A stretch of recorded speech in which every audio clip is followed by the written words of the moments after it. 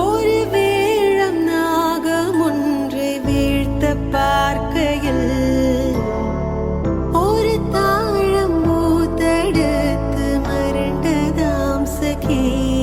அந்த வேழம் நோக்கிட இங்கு தாழை நோக்கிட ஒரு மோன காவியம் பிறக்க